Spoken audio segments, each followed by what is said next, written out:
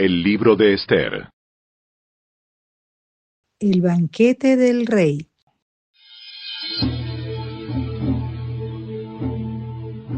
Estos hechos sucedieron en los días del rey Jerjes, quien reinó sobre 127 provincias, desde la India hasta Etiopía.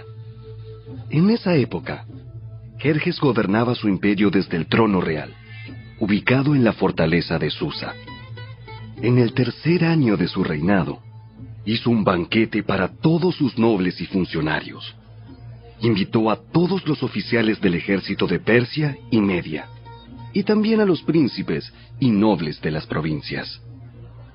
La celebración duró 180 días, y fue una gran exhibición de la opulenta riqueza de su imperio y de la pompa y el esplendor de su majestad.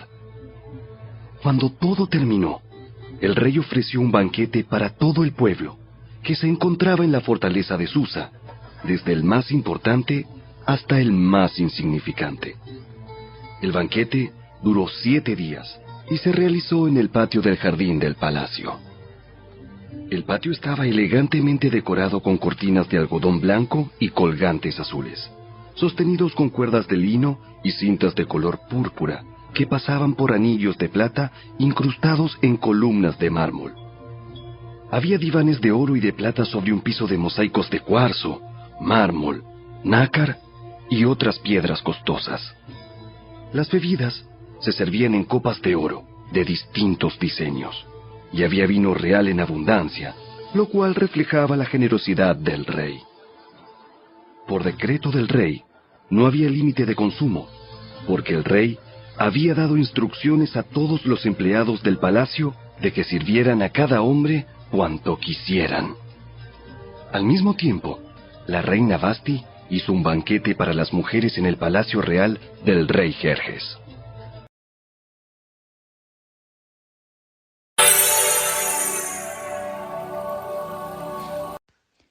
El rey destrona a la reina Vasti. Al séptimo día de la fiesta, cuando el rey Jerjes estaba muy alegre a causa del vino, les ordenó a los 7 eunucos que lo servían, Meumán, Vista, Carbona, Victa, Abacta, Setar y Carcas, que le trajeran a la reina Vasti con la corona real en la cabeza. Quería que los nobles y los demás hombres contemplaran su belleza, porque era una mujer sumamente hermosa. Pero cuando le comunicaron la orden del rey a la reina Vasti, ella se negó a ir. Esa respuesta enfureció al rey y lo hizo arder de enojo. Entonces, el rey consultó de inmediato con sus sabios consejeros, quienes conocían todas las leyes y costumbres persas, porque siempre les pedía consejo. Sus nombres eran Carcena, Setar, Admata, Tarsis, Meres, Marcena y Memucán, 7 nobles de Persia y Media. Esos hombres se reunían frecuentemente con el rey y ocupaban los cargos más altos del imperio. ¿Qué debe hacerse con la reina Vasti? ¿Qué sanción impone la ley para una reina que se niega a obedecer las órdenes que el rey le envía debidamente por medio de sus eunucos? Memucán contestó al rey y a los nobles: La reina Vasti ofendió no solo al rey, sino también a cada noble y ciudadano del imperio. Ahora, en todas partes, las mujeres comenzarán a despreciar a sus maridos cuando se enteren de que la reina Vasti se negó a presentarse ante el rey. Antes de que termine este día, las esposas de todos los nobles del rey en toda Persia y Media oirán lo que hizo la reina y empezarán a tratar a sus maridos de la misma manera. Nada pondrá fin a su desprecio y enojo. Así que, si al rey le agrada, sugerimos que emita un decreto por escrito, una ley de los persas y los medos que no pueda ser revocada. Debería ordenar que la reina Vasti sea excluida para siempre de la presencia del rey Jerjes y que el rey elija otra reina más digna que ella. Cuando se publique este decreto en todo el vasto imperio del rey, los maridos de todas partes, sea cual fuere su rango, recibirán el respeto que merecen de parte de sus esposas. El rey y sus nobles consideraron que esa propuesta tenía sentido, así que el rey siguió el consejo de Memucán. Envió cartas por todo el imperio, a cada provincia en su propio sistema de escritura y en su propio idioma, proclamando que todo hombre debía ser jefe en su propia casa y decir lo que le viniera en gana.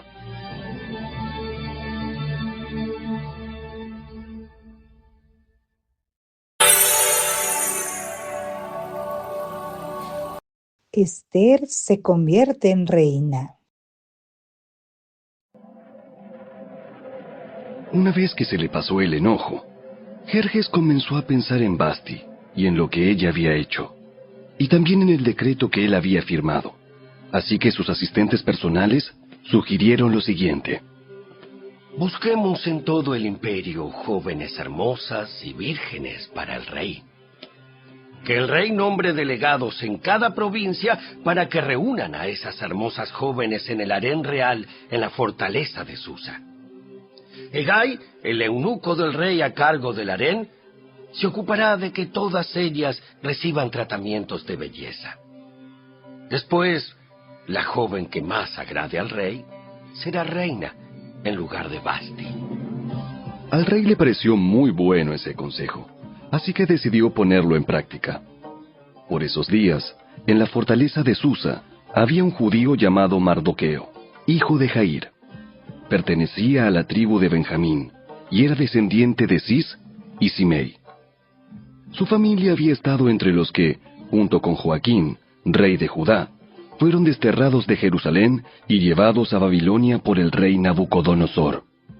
Mardoqueo tenía una prima joven muy hermosa y atractiva, que se llamaba Adasa, a la cual también le decían Ester. Cuando el padre y la madre de ella murieron, Mardoqueo la adoptó, la integró a su familia y la crió como su propia hija. Como resultado del decreto del rey, Ester, junto con muchas otras jóvenes, fue llevada al harén del rey en la fortaleza de Susa y entregada al cuidado de Hegai. Hegai quedó muy impresionado con Ester y la trató con mucha amabilidad. Enseguida ordenó que le prepararan una dieta especial y se le hicieran tratamientos de belleza. También le asignó 7 doncellas escogidas especialmente del palacio del rey, y la trasladó junto con ellas al mejor lugar del harén. Ester no le había revelado a nadie su nacionalidad ni su trasfondo familiar porque Mardoqueo le había ordenado que no lo hiciera. Todos los días, Mardoqueo daba un paseo cerca del patio del harén para averiguar cómo estaba Ester y qué le sucedía. Antes de ser llevada a la cama del rey, a cada joven se le hacían obligatoriamente tratamientos de belleza durante 12 meses. Los primeros 6 con aceite de mirra y los siguientes con perfumes y ungüentos especiales. Cuando llegaba el momento para presentarse en el palacio del rey, se le permitía elegir la ropa y las joyas que quisiera llevarse del harén. Esa noche la llevaban a las habitaciones privadas del rey, y a la mañana siguiente la pasaban a un segundo harén, donde vivían las esposas del rey. Allí quedaba al cuidado de Sasgás, el eunuco del rey que se ocupaba de las concubinas. Jamás volvía a la presencia del rey a menos que a él le hubiera agradado de manera especial y la mandara a llamar por su nombre. Ester era hija de Abihail, tío de Mardoqueo. Mardoqueo había adoptado como hija a su prima menor, Ester. Cuando a Ester le llegó el turno de ser llevada ante el rey, ella siguió el consejo de Hegai, el eunuco encargado del harén. No pidió nada aparte de lo que él le sugirió, y todos los que la veían, la admiraban. Llevaron a Ester ante el rey Jerjes, en el palacio real, a comienzos del invierno del 7º año de su reinado. Y el rey amó a Ester más que a todas las demás jóvenes. Estaba tan encantado con ella, que le puso la corona real sobre la cabeza y la declaró reina en lugar de Vasti. Para celebrar la ocasión, ofreció un gran banquete en honor de Ester a todos sus nobles y funcionarios. decretó día de fiesta para las provincias y entregó generosos regalos a todos.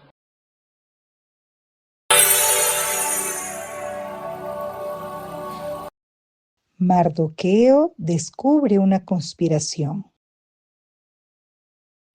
Aún después de que todas las jóvenes fueron trasladadas al segundo harén y Mardoqueo fue designado oficial del palacio, Esther siguió manteniendo en secreto su trasfondo familiar y su nacionalidad.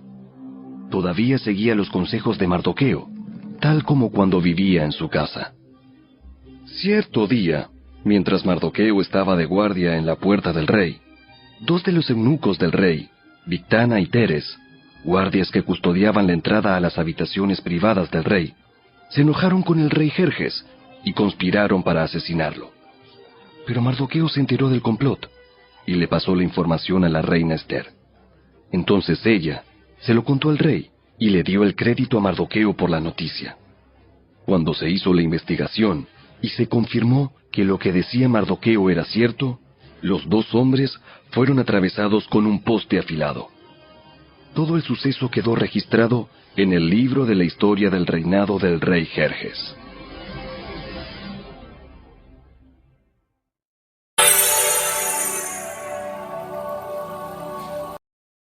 La conspiración de Amán contra los judíos. Tiempo después, el rey Jerjes ascendió a Amán, hijo de Amedata el Agageo. Lo puso por encima de todos los demás nobles y lo convirtió en el funcionario más poderoso del imperio. Todos los funcionarios del rey se inclinaban ante Amán en señal de respeto cada vez que él pasaba porque el rey lo había ordenado. Pero Mardoqueo se negó a inclinarse ante él o a rendirle homenaje. Entonces, los funcionarios del palacio, que estaban a la puerta del rey, le preguntaron a Mardoqueo: ¿por qué desobedeces la orden del rey? Todos los días le hablaban de lo mismo, pero aún así, él se negaba a cumplir la orden. Entonces le informaron a Amán para saber si él toleraría la conducta de Mardoqueo, ya que Mardoqueo les había dicho que era judío. Cuando Amán vio que Mardoqueo no se inclinaba ante él, ni le rendía homenaje, se llenó de furia. Como se había enterado de la nacionalidad de Mardoqueo, decidió que no bastaba con matar solamente a él. Entonces, buscó la forma de destruir a todos los judíos a lo largo y ancho del imperio de Jerjes. Así que, en el mes de abril, durante el año 12 del reinado de Jerjes, echaron el plan a suertes en presencia de Amán. Las suertes se llamaban Purim, a fin de determinar cuál era el mejor día y mes para llevar a cabo el plan. Se escogió el día 7 de marzo, casi un año después. Luego, Amán se acercó al rey Jerjes y le dijo: hay cierta raza dispersada por todas las provincias del imperio que se mantiene aislada de todas las demás. Tienen leyes diferentes de los demás pueblos y se niegan a obedecer las leyes del rey. Por lo tanto, no conviene a los intereses del rey que ese pueblo siga con vida. Si al rey le agrada, emita un decreto para destruirlos, y yo donaré 10,000 bolsas grandes de plata a los administradores del imperio para que los depositen en la tesorería del reino. El rey estuvo de acuerdo, y para confirmar su decisión, se quitó del dedo el anillo con su sello oficial y se lo entregó a Amán, hijo de Amedata el Agageo, el enemigo de los judíos. El rey dijo: tanto el dinero como el pueblo son tuyos, para que hagas con ellos lo que mejor te parezca. Así que, el 17 de abril, citaron a los secretarios del rey y se escribió un decreto tal como lo dictó Amán. Lo enviaron a los funcionarios del rey de más alta posición, a los gobernadores y a los nobles de cada provincia en sus propios sistemas de escritura y en sus propios idiomas. El decreto se redactó en nombre del rey Jerjes y fue sellado con el anillo del rey. Se enviaron comunicados a todas las provincias del imperio mediante mensajeros veloces, con orden de matar, masacrar y aniquilar a todos los judíos, jóvenes y ancianos, incluso las mujeres y los niños, en un solo día. El plan estaba programado para el 7 de marzo del año siguiente. Las pertenencias de los judíos serían entregadas a los que los mataran. Una copia del decreto debía emitirse como ley en cada provincia y proclamarse a todos los pueblos, a fin de que estuvieran preparados para cumplir con su deber el día señalado. Por orden del rey, se despachó el decreto mediante mensajeros veloces y también se proclamó en la fortaleza de Susa. Luego, el rey y Amán se sentaron a beber. Pero la ciudad de Susa entró en confusión.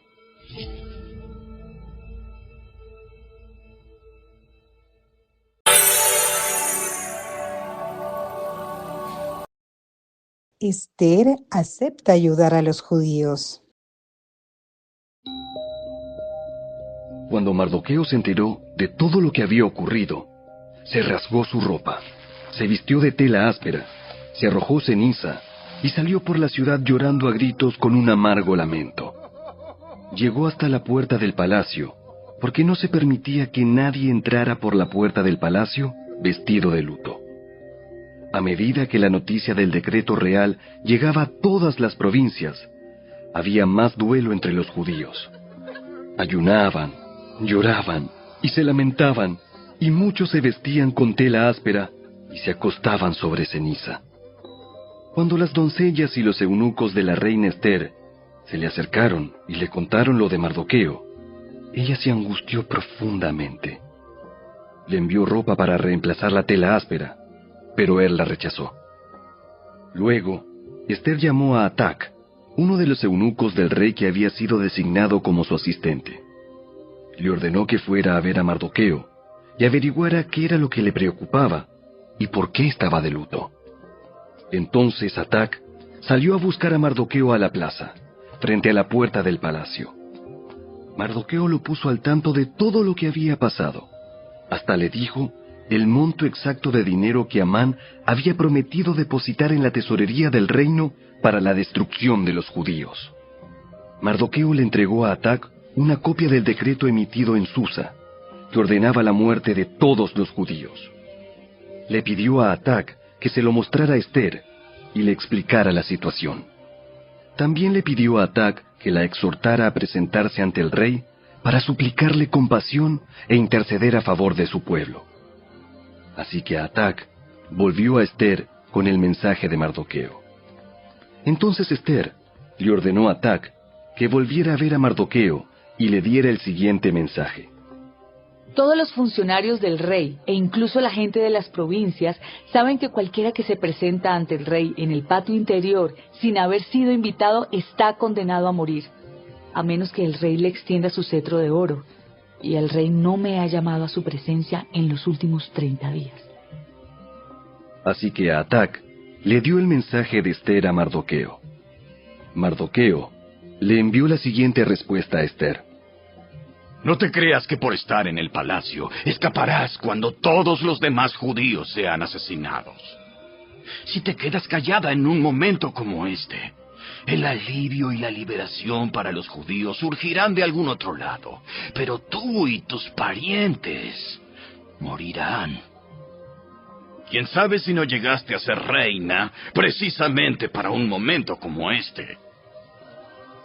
Entonces, Esther envió la siguiente respuesta a Mardoqueo. Ve y reúne a todos los judíos que están en Susa y hagan ayuno por mí. No coman ni beban durante 3 días, ni de noche ni de día. Mis doncellas y yo haremos lo mismo. Entonces, aunque es contra la ley, entraré a ver al rey. Si tengo que morir, moriré. Así que Mardoqueo se puso en marcha e hizo todo tal como Esther le había ordenado.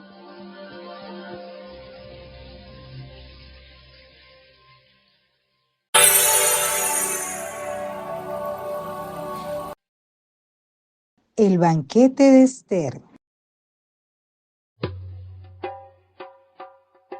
Al tercer día del ayuno, Esther se puso las vestiduras reales y entró en el patio del interior del palacio, que daba justo enfrente a la sala del rey.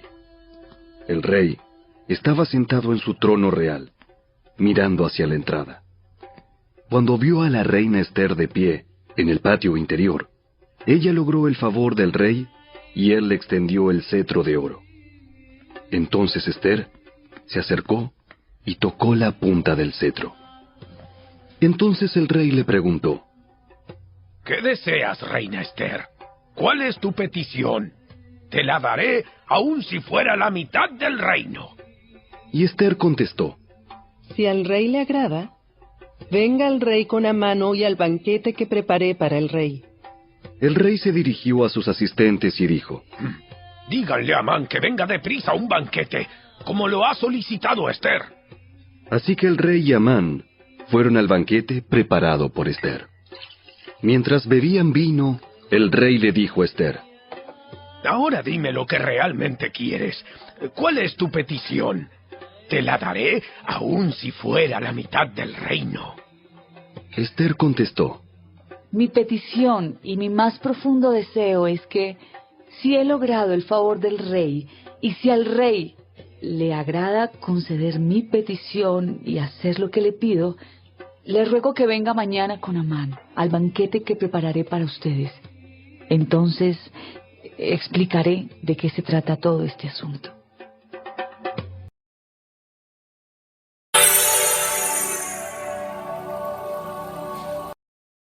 La conspiración de Amán contra Mardoqueo. Amán salió muy contento del banquete. Sin embargo, cuando vio a Mardoqueo sentado a la puerta del palacio, y que no se puso de pie ni tembló de miedo ante su presencia, se enfureció mucho. No obstante, se contuvo y se fue a su casa.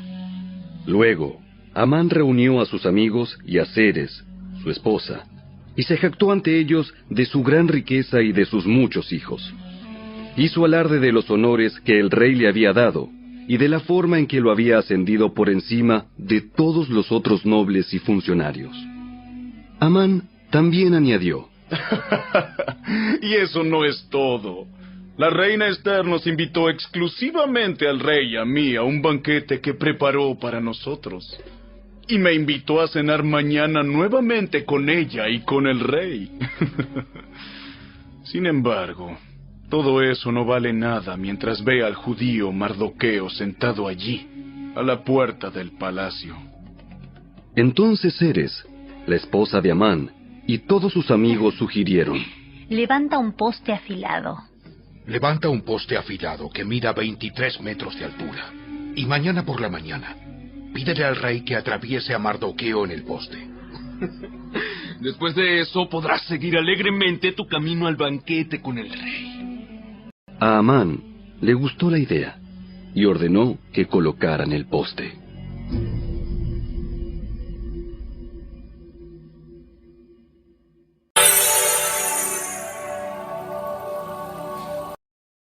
El rey honra a Mardoqueo. Esa noche, el rey no podía dormir. Entonces ordenó a un asistente que le trajera el libro de la historia de su reino para que se lo leyeran. En los registros, descubrió el relato de cuando Mardoqueo informó del complot que Bigtana y Teres, dos de los eunucos que cuidaban la puerta de las habitaciones privadas del rey, habían tramado para asesinar al rey Jerjes. ¿Qué recompensa o reconocimiento le dimos a Mardoqueo por este acto?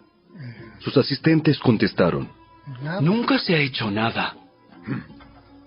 ¿Quién está en el patio exterior? Resulta que Amán acababa de llegar al patio exterior del palacio para pedirle al rey que atravesara a Mardoqueo en el poste que había preparado. Entonces, los asistentes contestaron al rey: Es Amán el que está en el patio. Háganlo pasar. Entonces, Amán entró, y el rey dijo: ¿Qué debo hacer para honrar a un hombre que verdaderamente me agrada? Amán pensó para sí: ¿A quién querría honrar el rey más que a mí? Así que contestó: Si el rey desea honrar a alguien, Debería sacar uno de los mantos reales que haya usado el rey, y también un caballo que el propio rey haya montado. Uno que tenga un emblema real en la frente. Que el manto y el caballo sean entregados a uno de los funcionarios más nobles del rey, y que esta persona se asegure de que vistan con el manto real al hombre a quien el rey quiere honrar, y lo paseen por la plaza de la ciudad en el caballo del rey. Durante el paseo, que el funcionario anuncie a viva voz: esto es lo que el rey hace a quien él quiere honrar. Perfecto. Rápido. Lleva mi manto y mi caballo y haz todo lo que has dicho con Mardoqueo, el judío que se sienta a la puerta del palacio. No pierdas ni un detalle de lo que has sugerido. Entonces Amán tomó el manto y se lo puso a Mardoqueo. Lo hizo montar el caballo del rey y lo paseó por la plaza de la ciudad, gritando: esto es lo que el rey hace a quien él quiere honrar. Después, Mardoqueo regresó a la puerta del palacio, mientras que Amán se apresuró a volver a su casa desalentado y totalmente humillado. Cuando Amán le contó a su esposa, Zeres, y a todos sus amigos lo que había sucedido, sus sabios consejeros y su esposa dijeron: ya que Mardoqueo, este hombre que te ha humillado, es de origen judío, jamás tendrás éxito con tus planes contra él. Oh, será tu ruina seguir oponiéndote a él. Mientras estaban hablando, llegaron los eunucos del rey y enseguida se llevaron a Amán al banquete que Ester había preparado.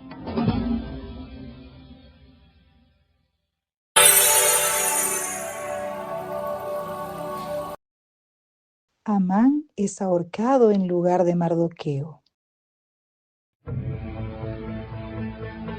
Entonces el rey y Amán fueron al banquete de la reina Ester.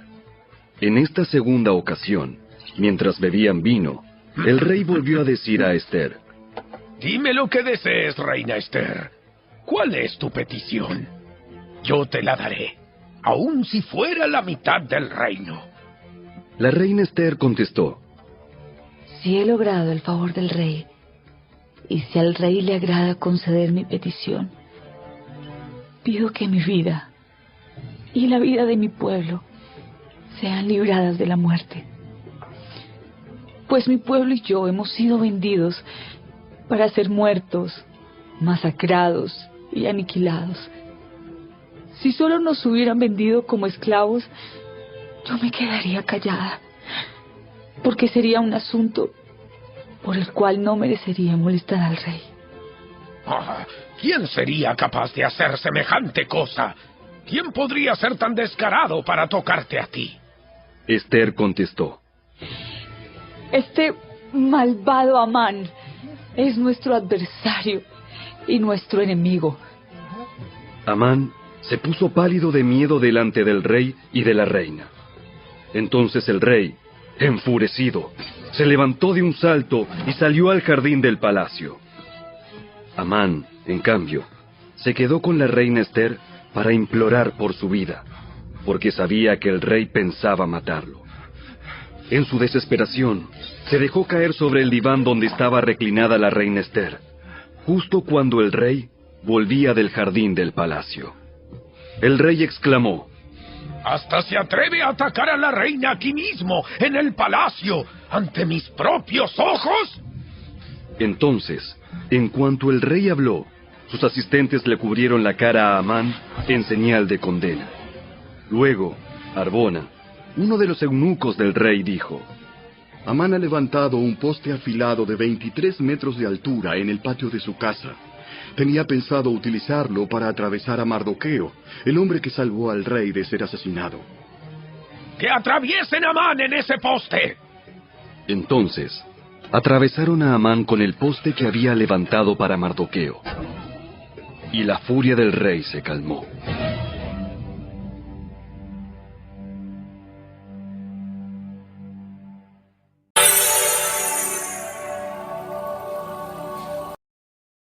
Ester salva a los judíos.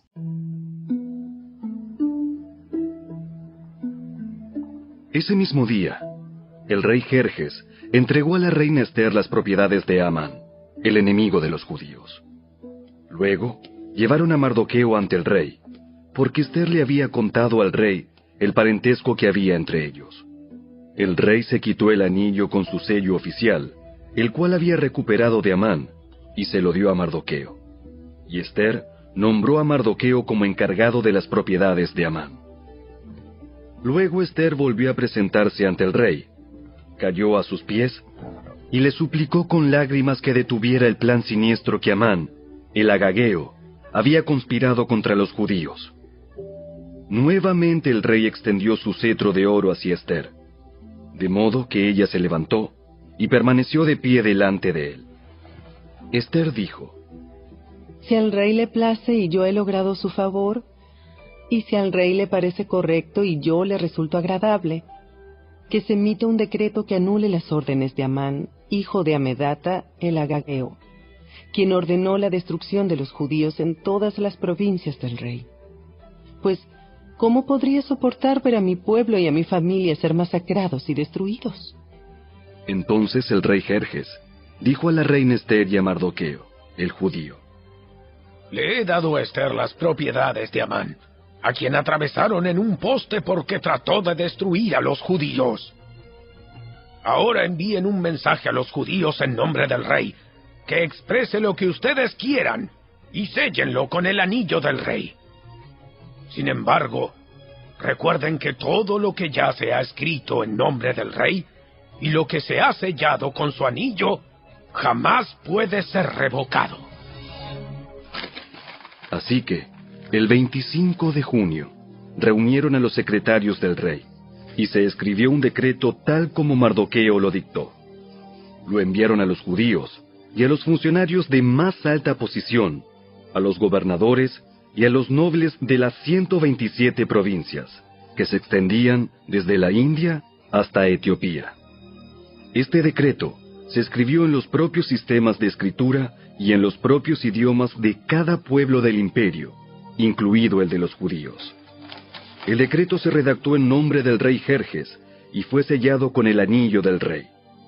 Mardoqueo envió los comunicados por medio de los mensajeros veloces, quienes montaban caballos rápidos, criados especialmente para el servicio del rey. El decreto del rey les daba autoridad a los judíos de todas las ciudades para unirse y defender su vida. Se les permitía matar, masacrar y aniquilar a cualquiera, de cualquier nacionalidad o provincia, que los atacara a ellos o a sus esposas e hijos. También podían apoderarse de los bienes de sus enemigos. El día escogido para llevar a cabo esa acción en todas las provincias del rey Jerjes fue el 7 de marzo del año siguiente. En cada provincia debía emitirse una copia de ese decreto como ley y proclamarse a todos los pueblos, para que los judíos estuvieran preparados para vengarse de sus enemigos el día señalado. Así que, impulsados por el mandato del rey, los mensajeros salieron a toda prisa sobre caballos rápidos, criados para el servicio del rey. Este mismo decreto también se proclamó en la fortaleza de Susa. Luego, Mardoqueo salió de la presencia del rey vestido con el manto real azul y blanco, con una gran corona de oro y con una capa de púrpura y lino de la más alta calidad. La gente de Susa también celebró el nuevo decreto, y los judíos se llenaron de gozo y alegría y recibieron honra en todas partes. En cada provincia y ciudad, en cada lugar donde llegaba el decreto del rey, los judíos se alegraban mucho, festejaban a lo grande y declararon el día feriado y de celebración. También muchas personas del territorio se hicieron judíos por temor a lo que pudieran hacerles los judíos.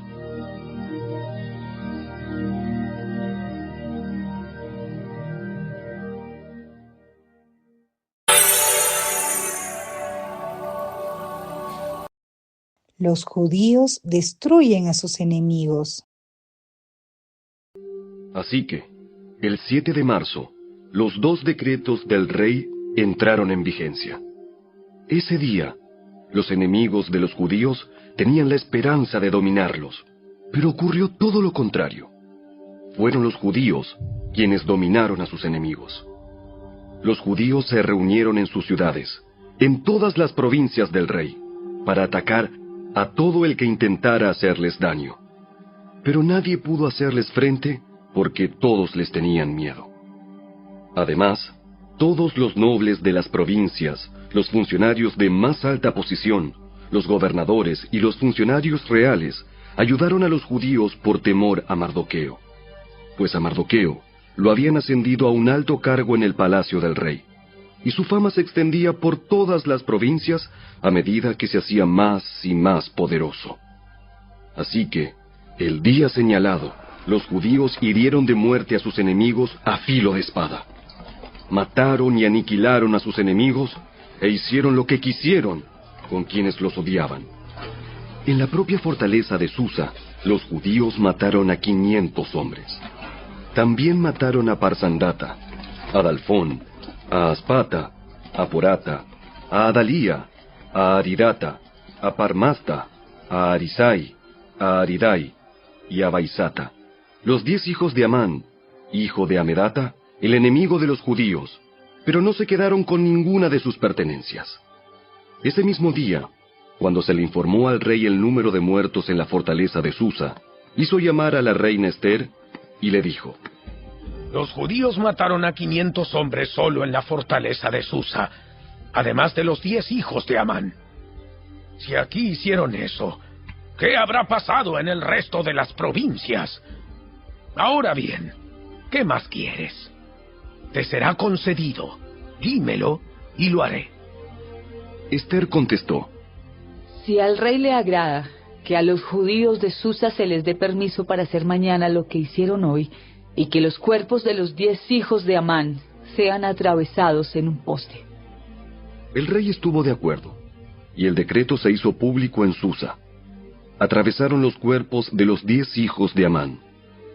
Luego, el 8 de marzo, los judíos de Susa se reunieron y mataron a 300 hombres más, y otra vez tampoco se quedaron con ninguna de sus pertenencias.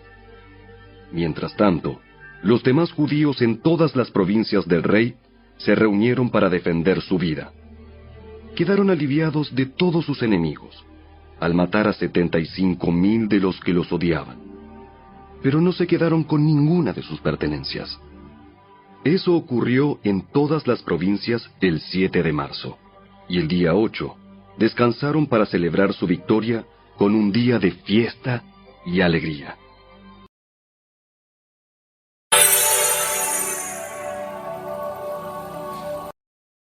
La fiesta de Purim. Los judíos de Susa mataron a sus enemigos el día 7 de marzo, continuaron el 8, y luego el día 9 descansaron, y lo designaron su día de fiesta y alegría. De manera que, hasta el día de hoy, los judíos del campo que viven en aldeas remotas celebran un día feriado anualmente en el día señalado a fines del invierno, en el cual se alegran y se mandan regalos de comida unos a otros.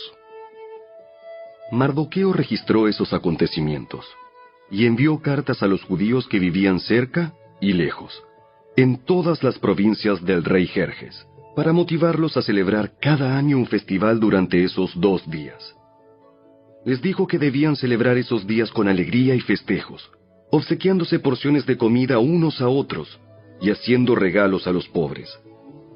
Ese festival conmemoraría el tiempo en que los judíos quedaron aliviados de sus enemigos, cuando su dolor se convirtió en alegría y su duelo en gozo.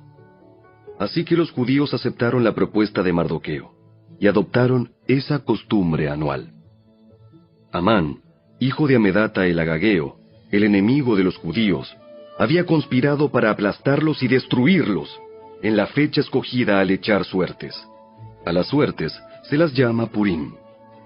Pero cuando Ester se presentó ante el rey, él emitió un decreto que causó que el plan siniestro de Amán se volviera en su contra. Y tanto Amán como sus hijos fueron atravesados en un poste afilado. Por eso la celebración se llama Purim, porque es la palabra que se empleaba antiguamente para la frase echar suertes. Por lo tanto, debido a la carta de Mardoqueo y a la experiencia que vivieron, los judíos de todo el reino se pusieron de acuerdo para iniciar esa tradición y pasarla a sus descendientes y a todos los que se hacían judíos. Declararon que jamás dejarían de celebrar cada año esos 2 días prescritos en la fecha señalada. Esos días se recordarían y se mantendrían de generación en generación, y serían celebrados por cada familia en todas las provincias y ciudades del imperio. El festival de Purim nunca dejaría de celebrarse entre los judíos, ni se extinguiría de entre sus descendientes el recuerdo de lo ocurrido. Luego, la reina Ester, hija de Abihail, junto con Mardoqueo, el judío, escribieron otra carta en la cual la plena autoridad de la reina respaldaba la carta de Mardoqueo para establecer el festival de Purim. Se enviaron cartas con deseos de paz y seguridad a los judíos de las 127 provincias del imperio de Jerjes. Esas cartas establecían la celebración anual del festival de Purim en las fechas señaladas, como lo habían decretado el judío Mardoqueo y la reina Ester. El pueblo decidió celebrar el festival, de la misma manera que había decidido establecer el tiempo de ayuno y luto para sí y sus descendientes. Así que el mandato de Ester confirmó la costumbre del Purim, y todo quedó escrito en los registros.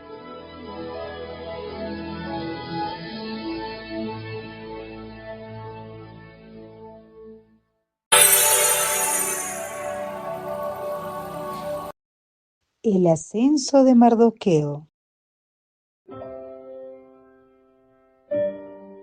El rey Jerjes impuso un tributo en todo su imperio, incluso hasta las costas lejanas. Sus grandes logros y el relato completo de la grandeza de Mardoqueo, a quien el rey había ascendido, están registrados en el libro de la historia de los reyes de Media y Persia. Mardoqueo, el judío, llegó a ser primer ministro, segundo en mando después del propio rey Jerjes. Fue un hombre muy importante entre los judíos, de gran estima ante ellos, porque siguió actuando a favor de su pueblo y defendiendo el bienestar de todos sus descendientes.